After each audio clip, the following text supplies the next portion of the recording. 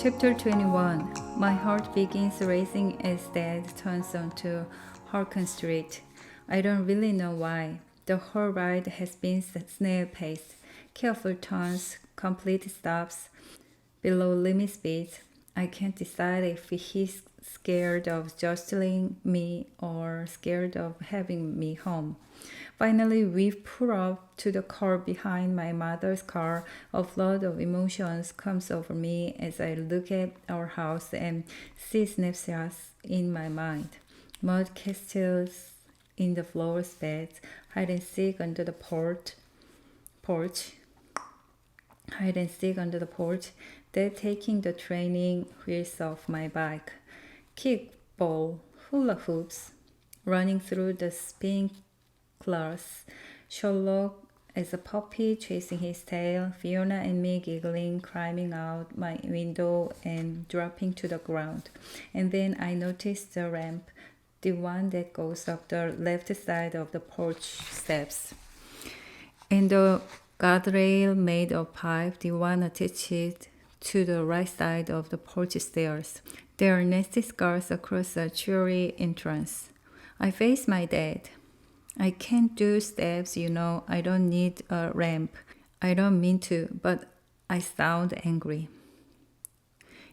It's just temporary, he says softly, until you get your leg. I grab my crutches. In the meantime, I can use clutches or hope. I open the passenger door defiantly, then look down at the curb. You can do this. I tell myself, you can do this. Down is way easier than up. But the curb seems miles away and I'm suddenly gripped with fear.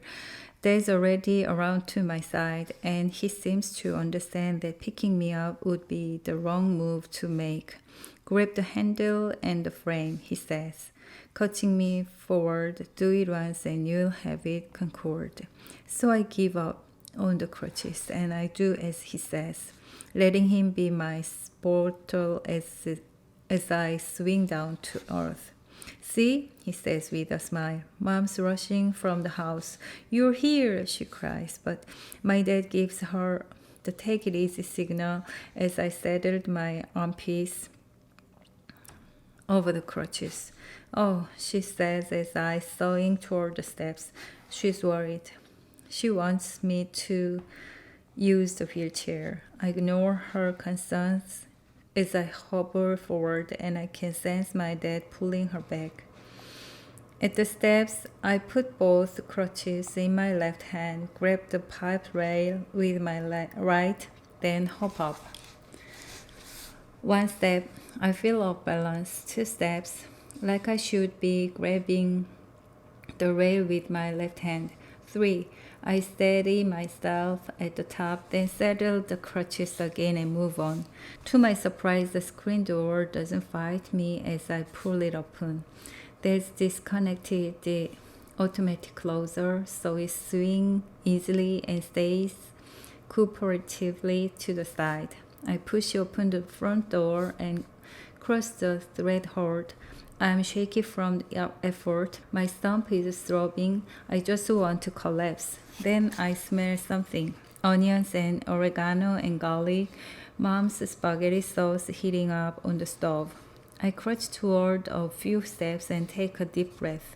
From behind the gate in the kitchen, Sherlock lets out a happy bark. Hey boy, I call, which makes him go berserk. I have no ruby slippers and I won't wake up from this dream, but still, there's no place like home.